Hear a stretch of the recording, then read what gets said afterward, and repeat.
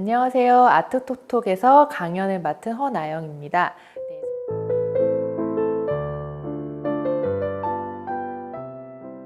저는 오늘 여러분들에게 모네와 인상주의 예술가들의 삶과 예술에 대해서 말씀을 드리고자 합니다. 두 번의 강연이 이루어질 거고요. 첫 번째 강연에서는 모네 예술가 삶에 대해서 말씀을 드릴 거고요. 두 번째 강연에서는 모네를 비롯한 인상주의자들의 예술에 대해서 말씀을 해드릴 예정입니다. 저는 모네의 예술 기행을 테마로 한 책을 썼었는데요. 그 책에서 모네의 예술 세계와 함께 모네가 생전에 살았던 그런 지역들을 여행하면서 탐방하고 그다음 모네의 예술과 삶을 살펴보았습니다. 이 예술 기행을 위해서요, 특히 파리를 중심으로 해서 파리를 시작으로 해서 그 세느강을 따라서요 노르망디 지역까지 가는 여정을 가봤고요. 이 지역에서는 모네가 특히나 많이 들렀던 장소들, 살았던 장소들이 있습니다. 이곳에서 모네는 자신만의 예술 세계를 만들어가기도 했고요. 다양한 지인들과 가족들과 행복한 시간을 보내기도 했습니다. 그 중에서도 그 노르망디 지역에 있는 르 아브르라고 하는 항구 도시가 있는데요. 이 항구 도시는 모네에게 있어서 어떤 유년 시절을 보낸 곳이기도 하지만요. 여러분들 너무나 잘 아시죠? 이 인상 해돋이라고 하는 모네의 대표적인 작품이 탄생한 곳이기도 했습니다. 이 작품을 통해서 모네는 어떤 이전의 자신의 그 예술 세계와는 확실히 다른 새로운 인상주의자로서 어떤 예술 세계를 시작할 수 있게 되었습니다. 해돋이에 대한 이야기는 제가 다음에 다시 한번 설명을 해드리도록 하겠습니다. 그래서 이 르 아브르에 가보면요, 재미난 것이 사실 모네의 어떤 흔적을 찾기는 사실 쉽지가 않은데요. 그 중에서 제가 한 흔적을 찾은 곳은 바로 모네 이름을 딴 고등학교가 있습니다. 그래서 클로드 모네 고등학교가 있고요. 이런 걸 보면 모네가 여기서 어린 시절을 즐겁게 보냈구나 라는 걸 알 수가 있는데요. 아이러니하게도 모네는 굉장히 학교 공부를 싫어하던 학생이었습니다. 대신 이렇게 캐리커처를 그리거나 그림 그리는 거에 굉장히 관심이 많았고요. 심지어 이 캐리커처를 너무나 잘 그려서 근처에 있는 어떤 작은 화상에서 모네의 그림을 가져다가 판매를 해주기도 했습니다. 이곳에서 모네는 자신의 어떤 화가로서의 꿈도 키웠고요. 평생의 스승을 만나기도 했습니다. 이후 그림을 너무나 잘 그렸던 모네의 어떤 미래를 위하여서 모네를 후원해 주었던 고모와 함께 그다음에 스승이었던 부댕은요, 모네를 파리로 보내게 됩니다. 사실 당시에 파리는 유럽 미술의 어떤 중심지의 역할을 하고 있었습니다. 그래서 프랑스 사람들 뿐만 아니라 여러분들 나중에 잘 아시는 그 피카소나 혹은 여러 화가들, 칸디스키나 이런 화가들이 다 파리에 모이기도 했었고요. 모네 역시도 르아브르에서 유년 시절을 보냈지만 화가로서의 꿈을 키우기 위해서 파리로 가게 됩니다.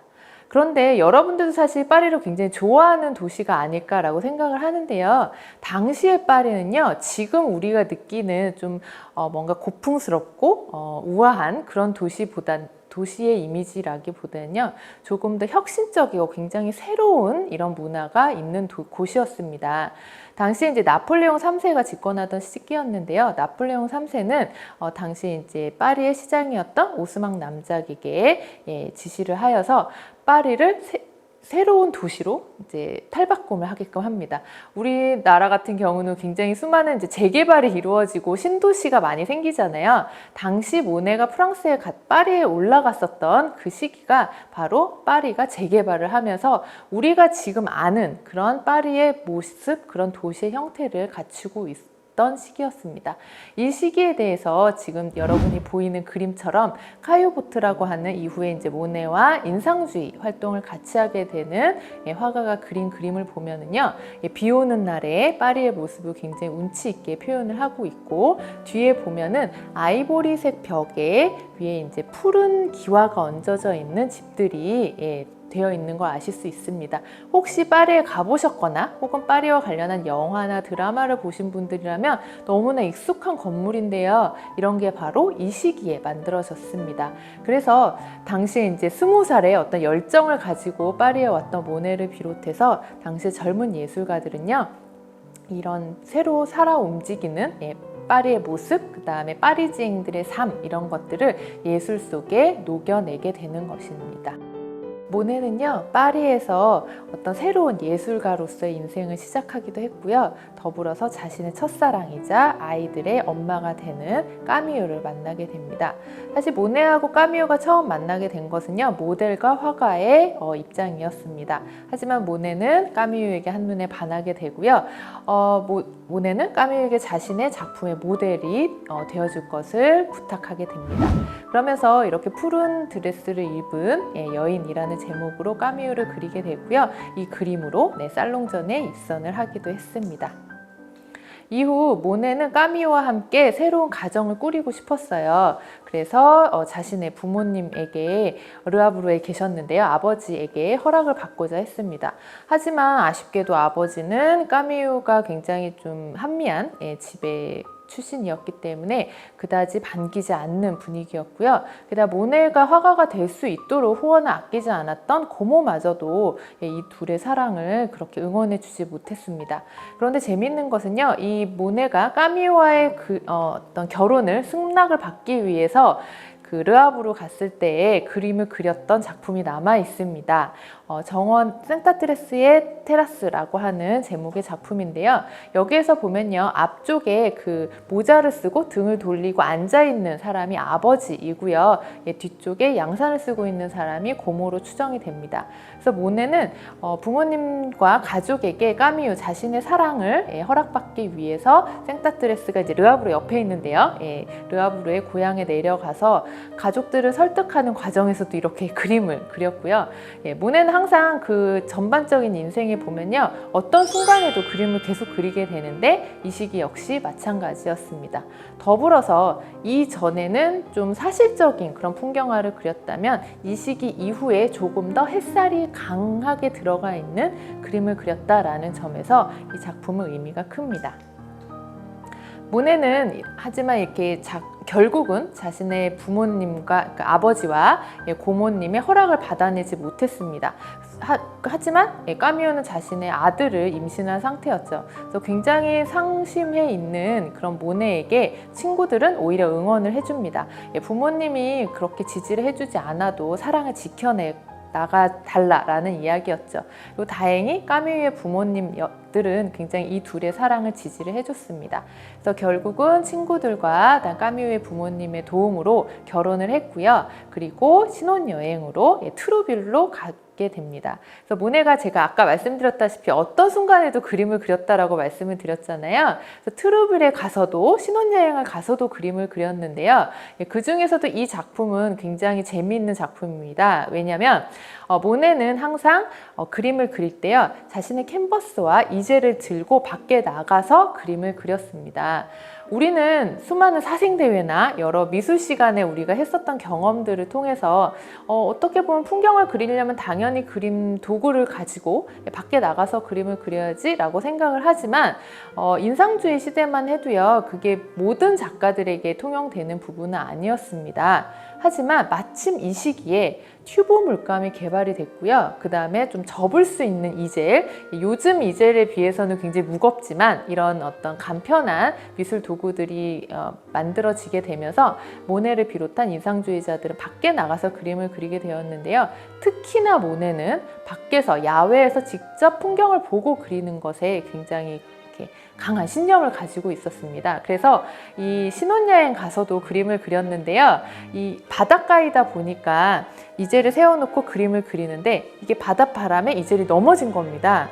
그래서 이 그림에 묻어있던, 캔버스에 묻어있던 유화 물감에 모래가 묻었다라고 해요. 근데 모네는 이제 그걸 툭툭 털어내고 다시 완성을 하게 되었는데요. 그래서 이 그림을 우리가 아쉽게도 지금 디지털 화면으로 보면 잘 안 보이지만 실제 작품을 보면요, 모래가 이렇게 군데군데 묻어있는 작품이라고 합니다. 그래서 어떻게 보면 신혼여행 가서 사진을 찍을 때 그 현장감이라고 하는 것이 이 그림에 묻어있는 모래에서 더 많이 느껴지는 게 아닐까라고 생각을 합니다. 이후 모네는 다행히도 친구들과 주변의 지인들과 후원자들의 도움을 받아서요, 까미유하고 그다음에 아들 장과 함께 행복한 생활을 지내게 됩니다. 그 중에서도 파리 근교에 있는 아르장떼유라고 하는 곳에서 굉장히 즐거운 시간을 보내게 되는데요. 여기에서 모네를 아마 아시는 분들은 이 작품을 많이 보시지 않았을까 싶어요. 푸른 들판에 양귀비가 피어 있는 그 장면을 표현을 해 놨습니다. 여기에서 보면은요, 앞쪽에 여러분들 그 까미유가 양산을 들고 있는 한 여인이 바로 까미유고요. 까미유가 있는 걸 보실 수 있고요. 그 옆에 보면은 작은 소년이 있습니다.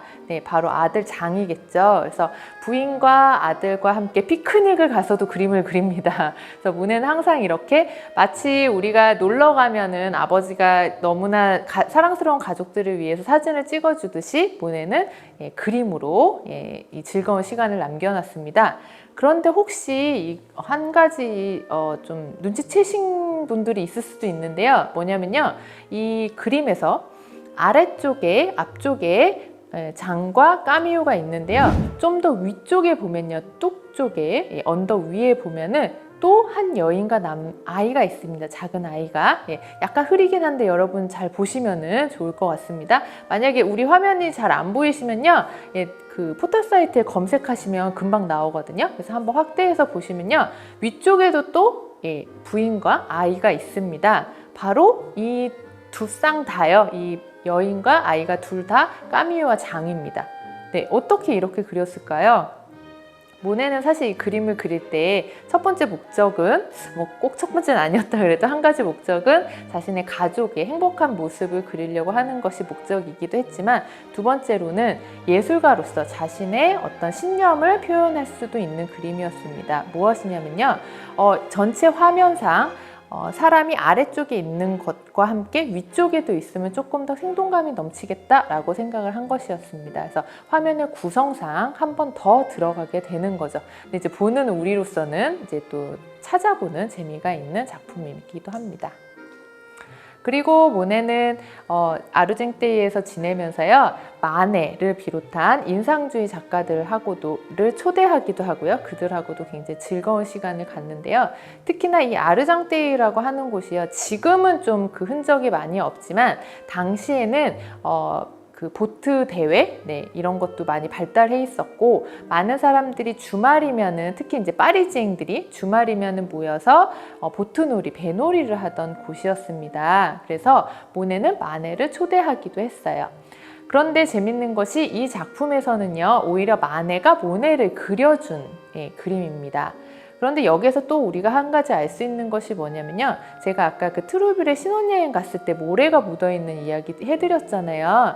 그거하고 더불어서 모네가 이렇게 아르장떼유나 나중에 이제 강가에 살 때마다 항상 이렇게 스튜디오 보트를 만들었다라고 하는 겁니다. 그래서 이제를 그냥 들고만 다니는 것이 아니라 작은 배를 사서요, 그걸 약간 개조를 했어요. 그래서 위에다가 천막을 좀 치고, 햇볕을 좀 막을 수 있는 천막을 치고, 그 안에다가 이젤을 설치를 해 놓고요, 직접 배를 타고 다니면서 그림을 그리게 되는 겁니다. 그러니까 더욱더 현장감이 있었겠죠. 그리고 마네는 바로 이렇게 열심히 현장감 있게 그림을 그리는 모네를 표현을 했고요. 그 다음에 여기서 잘 보시면 모네 옆에 한 여인이 있는 거 아실 수 있습니다. 바로 부인이 까미유입니다. 그래서 이렇게 까미유하고 모네는 굉장히 행복하고도 즐거운 시간을 아르장떼이에서 보냈습니다. 그리고 이렇게 아르장떼이에서 모인 이런 젊은 작가들은요, 우리 그냥 이렇게 지내지만 말고 우리만의 어떤 활동을 하자라고 이야기를 하게 됩니다. 그러던 중에 모네는요, 자신의 친구였던 나다르라고 하는 사진가에게 바로 이런 사진을 찍은 사라 베르나르트라고 하는 여배우를 찍은 사진인데요, 이런 사진을 찍은 나다르에게 스튜디오를 빌리게 됩니다.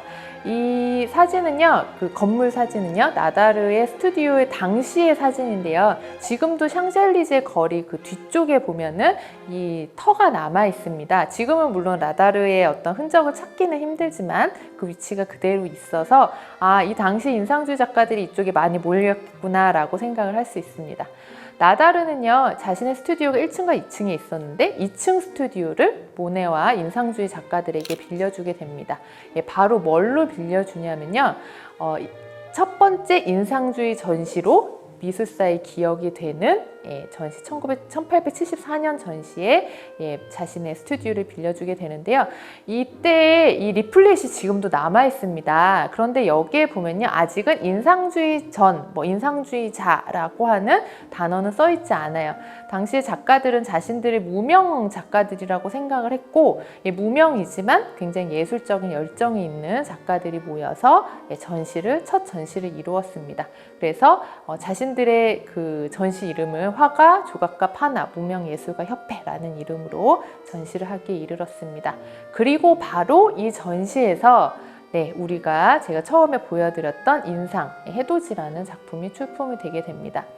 모네는 이 작품을 르아브르에 가서 하게 되면서요, 해가 떠오르는 그런 인상을 표현을 한 겁니다. 그래서 스스로 제목에다가 인상이라는 단어를 넣게 되었는데요. 그래서 이 작품에는 보면요, 넓은 먼 바다와 그 다음에 그 바다 위에 하늘에서 떠오르는 해가 보입니다. 그런데 그 앞에 보면요, 여러분, 약간 하늘색 빛의 어른어른한 색들이 보여요. 이게 혹시 뭔지 좀 예상이 되실까요? 아마 몇 분은 딱 외치셨을 것 같은데, 먼 바다에 정박해 있는 배들입니다. 그러니까 이 항구가 좀 얕다 보니까 큰 배들은요, 먼 바다에 정박해 있다가 작은 배들을 통해서 물자를 나르거나 이런 방식으로 당시에는 이루어졌었는데요. 이렇게 먼 바다에 정박해 있는 배들의 그림자, 빛 그림자를 이렇게 푸르게 표현을 한 것이었습니다. 하지만 여기에 대해서 당시의 비평가였던 로이 르로이 같은 경우에는요, 이거는 정말 그림이 아니다 라고 얘기를 하면서 약간 비웃습니다. 뭐라고 비웃냐면요, 이것은 맞다, 그 모네가 얘기한 것처럼 인상이 맞다. 정말 인상뿐이지 인상 이상도 아니다.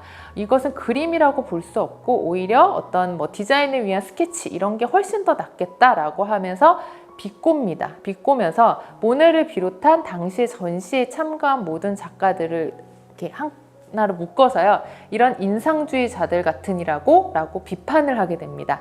그러면서 바로 인상주의라는 이름이 생긴 거죠.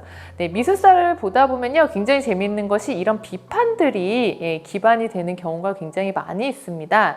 인상주의 역시도 마찬가지였고요.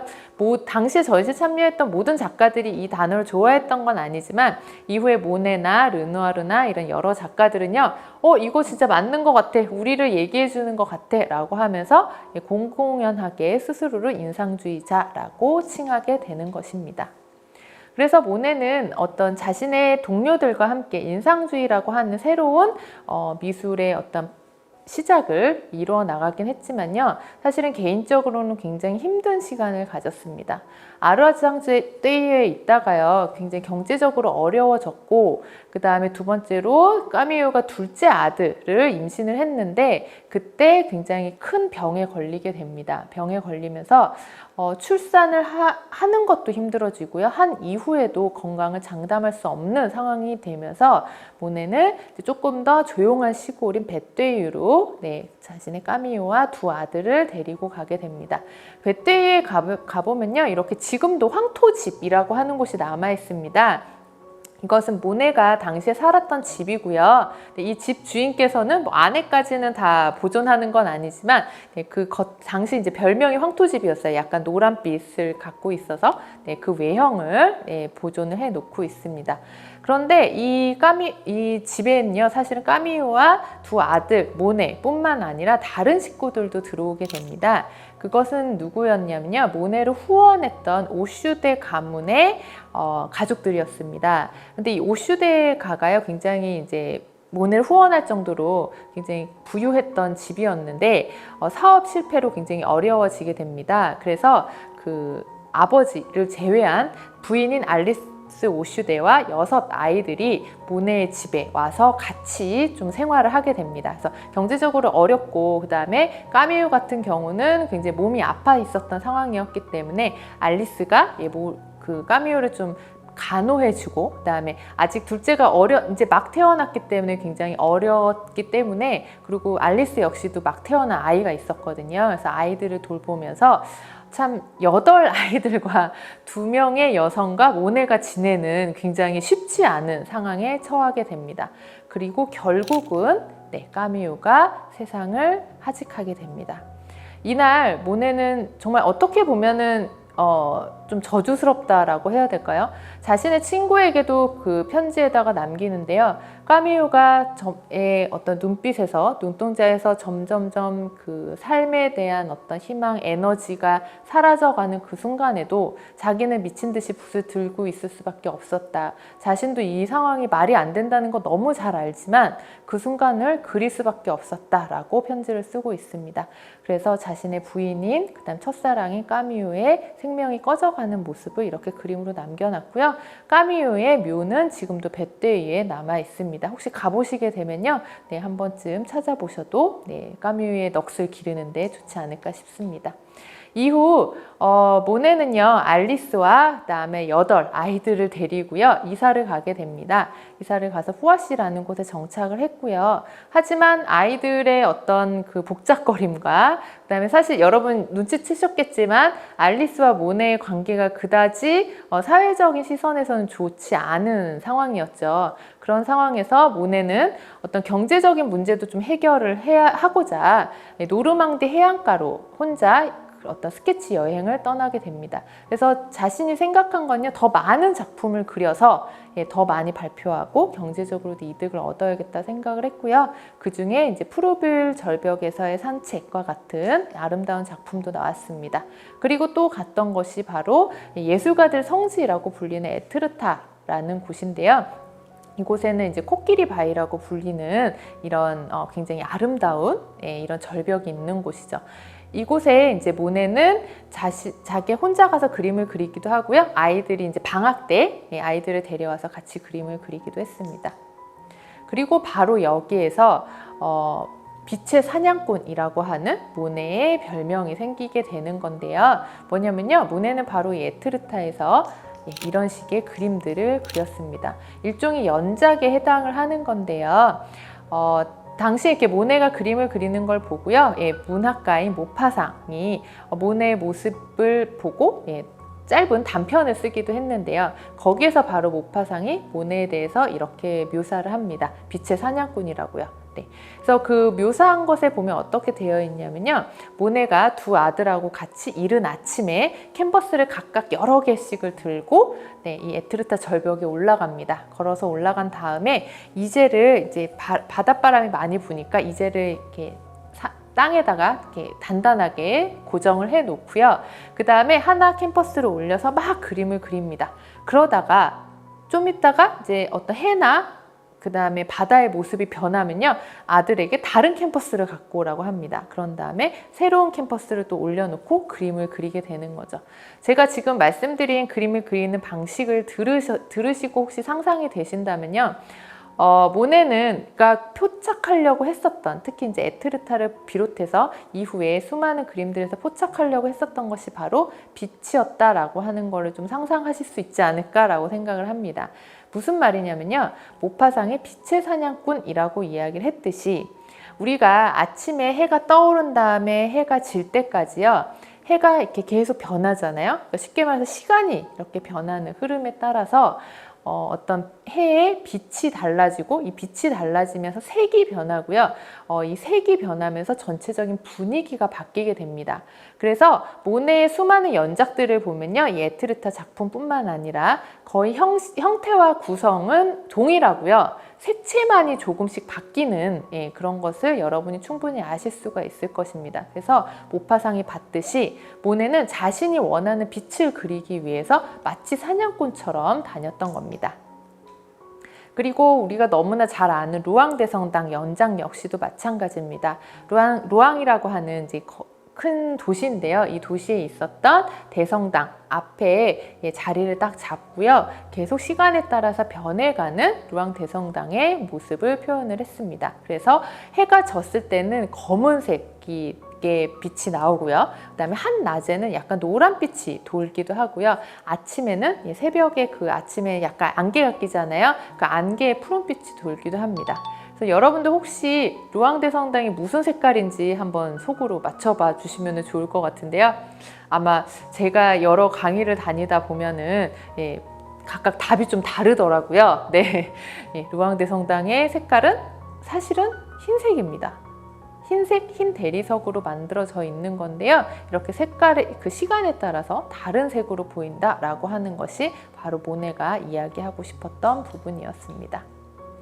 그러다가 모네는 이제 말년에서는요 조금 더 안정을 찾게 됩니다. 그래서 파리 근교에 있는 지베르니라고 하는 지역에다가 땅도 사고요. 그다음에 이제 한 농가를 이제 구입을 하게 되면서 이 농가와 이 집의 인테리어와 그 다음에 앞에 정원을 이제 가꾸게 되는데요. 우리가 또 잘 아는 곳도 있지만 아마 여러분들이 잘 모르시는 부분이 있을 텐데 이게 모네의 집이요. 약간 이렇게 분홍빛이 나는 벽으로 되어 있고 그 앞에 모네가 손수 자신이 이제 구해온 그런 모종들과 그다음에 여러 가지 그런 식물들을 모아가지고요. 아름다운 꽃의 정원을 만들었습니다. 그래서 장미를 비롯해서요. 사시사철 계속 꽃이 필 수 있도록 만들었고요. 그래서 모네는 사실 그림 그리는 걸 좋아했던 화가이기도 했지만요. 사실 미식가이기도 했고요. 그 다음에 굉장히 식물을 좋아했습니다. 그래서 모네 스스로가 사람들한테 얘기하기로는 나는 그림 그리는 거 빼놓고는 정원 가꾸기가 제일 좋다라고 이야기할 정도로 굉장히 정원에 대한 많은 애정을 가지고 있었고요. 그 다음에 자신의 마지막 안식처인 지베르니에다가 자신의 어떤 관심을 듬뿍 담긴 그런 정원을 만들기도 했습니다. 그래서 이렇게 아치 모양의 터널도 만들면서요. 자신의 꿈을 좀 실현을 해보려고 했고요. 이 지베르니는 지금도 남아 있습니다. 그래서 여러분들이 혹시 가실 수 있게 됐을 때에 프랑스에 여행을 가시게 되면요. 한 번쯤은 꼭 지베르니를 들러주시면 좋을 것 같아요. 지금 모네 재단에서요. 모네 파운데이션에서 이 지베르니의 꽃들이 항상 사시사철 필 수 있도록 굉장히 관리를 잘 하고 있기 때문에 모네가 생전에 이렇게 아름다운 정원을 가꿨구나 라고 하는 거를 여러분들이 충분히 상상하실 수 있을 것 같습니다. 거기에 더불어서 우리가 너무나 잘 아는 모네의 작품들을 혹시 사랑하시는 분들이라면 너무나 익숙한 물의 정원을 모네가 만듭니다. 그래서 사실 그 꽃의 정원은요, 그 저택 바로 앞에 있다면요, 물의 정원은 지금은 이제 길을 하나 건너서 갈 수 있게끔 만들어져 있는데요. 이 물의 정원 같은 경우는 모네가 나중에 말년에 조금씩 이렇게 돈을 벌게 되면서 세계적으로 굉장히 유명해지게 되는데요. 조금씩 돈을 벌게 되면서 점점 그 강가 근처에 이제 세느강과 앱트강이 이렇게 만나는 곳인데요. 이 강가로 가면 강가 가까운 곳에 땅을 이렇게 구입을 하게 됩니다. 구입을 하고요. 거기에다가 연못을 만들어요. 연못을 만들 때 바로 이제 앱트강에 물을 끌어오게 되면서 잠시 당시에 지베르니 마을에 있는 사람들과 마찰이 좀 있기도 했습니다. 왜냐면 지베르니는 기본적으로는 농촌 마을이거든요. 그래서 굉장히 물이 중요한 곳인데 어떤 화가가 와가지고 자신들에게 너무 중요한 물을 끌어서 연못을 만든다고 하니 그다지 좋게 보일 리는 없겠죠. 하지만 결과적으로는 지금 지베르니에 많은 관광객이 올 수 있게 된 핵심적인 위치가 됐다라는 점에서 물의 정원은 지베르니 그리고 모네 집에서의 핵심적인 위치가 되었습니다. 모네는 이곳에 인공 연못을 만들고요. 주변에다가 버드나무를 심고 그 다음에 수련을 띄웠습니다. 그래서 우리가 너무나 잘 아는 모네의 수련 연작들이 바로 이곳에서 탄생을 하게 되는 것이죠. 그리고 모네는 중간에 일본식 다리라고 이렇게 이름을 붙인 이렇게 조그만 아치형의 다리를 만들게 되는데요. 재밌는 것은 사실은 일본에 가면 이런 식의 다리가 많진 않습니다. 거의 없는데 모네는 자신이 본 혹은 자신이 상상한 일본의 다리를 이제 자신의 정원에다가 구현을 했고요. 그곳에서 이렇게 사진을 찍기도 하고 친구들과 산책을 즐기기도 했습니다. 그리고 이렇게 그림으로도 남겼는데요. 이렇게 둥근 아치형의 다리와 뒤에 버드나무와 그 다음에 수련이 띄어 있는 모습이 표현이 되어 있습니다. 또한 점점 시간이 지나면서 모네는요, 다리나 혹은 주변에 있는 나무들을 빼고 그 연못의 표면 자체, 수면의 어떤 표면 자체를 그림으로 표현을 하게 되는데요. 그러다 보니 수련과 함께 물에 비친 하늘과 옆에 이제 심어져 있는 나무들의 그림자가 표현이 되게 되는 거죠. 여기에 더불어서 제가 앞서서 말씀드렸던 것처럼 시간과 내 따라서 변하는 빛, 어떤 태양의 빛을 모네가 굉장히 관심이 많았다 그랬잖아요. 근데 바로 그런 시간에 따라서 변하는 태양의 빛을 이런 연못의 물의 정원의 표면에서 너무나 잘 알 수 있기 때문에 모네가 말년에 수련을 많이 그렸던 이유는요, 사실 수련의 아름다움도 있지만 수련이 떠 있는 물 표면을 나타내고자 한 것이었습니다. 그래서 모네는 굉장히 다양한 방식으로 자신의 물의 정원을 그림으로 그렸습니다. 그리고 결국은 모네는요, 자신의 인생의 마지막까지 지베르니에서 있게 됐고요. 지베르니에 혹시 가시게 되면 작은 성당이 있는데요. 그곳에 바로 이제 모네의 가족묘가 있습니다. 그래서 모네의 묘가 이제 중심에 핵심에 이렇게 딱 있고, 양쪽에 자신의 두 번째 부인이었던 알리스를 비롯한 아들과 딸들의 묘가 함께 있어가지고요. 모네가 말년에 정말 지베르니에서 행복하게 지냈구나라고 하는 것을 또 한번 생각해 볼 수 있는 장소이기도 합니다. 그래서 모네의 이런 어떤 말년의 수련 연작들은요, 파리에 있는 오랑주리 미술관에서 여러분들이 감상하실 수 있습니다. 모네는 자신의 작품을 프랑스 정부에 기증을 하고 싶어 했고요. 당시에 이제 친구였던 프랑스 전 총리 클레망소가 바로 이 의견을 받아들이면서요, 파리에 있는 오랑주리 미술관을 만들고 그것에 수련만을 위한 공간을 만들게 되는 것입니다. 이 공간은요, 이렇게 사면이 수련으로 가득 차 있는 두 개의 방으로 이루어져 있고요. 위에는 이제 천창이 뚫려져 있는데요. 그래서 그 해에 따라서, 시간에 따라서 변하는 빛이 바로 이 전시장을 비추게 됩니다. 그래서 여러분들이 가서 보시게 되면은요, 시간에 따라서 변하는 수련의 모습을 감상하실 수 있습니다. 그래서 어떤 모네를 사랑하는 팬들의 성지라고도 볼 수가 있죠. 그래서 모네는 지금까지도 어떻게 보면 작품으로서, 그 다음에 수많은 이야기로서 우리 주변에 남아있다라고도 볼 수가 있습니다. 여러분들 첫 번째 강연을 잘 들어주셨으면 좋겠고요. 여러 가지 모네에 대한 이야기들을 제가 굉장히 압축해서 하다 보니까 전달이 좀 안 된 부분이 있었을 수도 있을 것 같은데요. 그건 두 번째 강연에서 이어가도록 하겠습니다. 더불어서요, 우리 여러분들에게 퀴즈를 이제 내려고 하는데요. 제가 이제 첫 번째 강연과 두 번째 강연에 한 가지씩 퀴즈를 낼 것입니다. 그래서 여러분 혹시 요번에 수업을 잘 들어주셨다면 이 질문에 대한 답을 충분히 금방 딱 생각하실 수 있을 것 같습니다. 바로 뭐냐면요, 모네가 말년에 완성한 자신만의 낙원인 지베르니에서 수련 연작을 만들었잖아요. 그 연작을 그린 정원의 이름은 무엇이었을까요? 가 답입니다. 질문입니다. 그래서 여기에 대한 답을 여러분들이 생각을 해 두셨다가요, 우리 수요미술회에 참여를 해주시면 되는데요. 자세한 방식은 여러분들이 암사도서관 홈페이지를 참고를 해주시면 되고요. 우리 이 강연 1에서의 퀴즈와 강연 2에서의 퀴즈를 모두 다 맞추시는 분들에게 소정의 상품이 지급이 됩니다. 특히 모네에서 세잔까지라고 하는 제목의 예술의 전당에서 열리고 있는 전시를 이제 감상할 수 있는 기회를 가질 수가 있으니까요. 여러분들 많은 참여 부탁드리도록 하겠습니다. 감사합니다.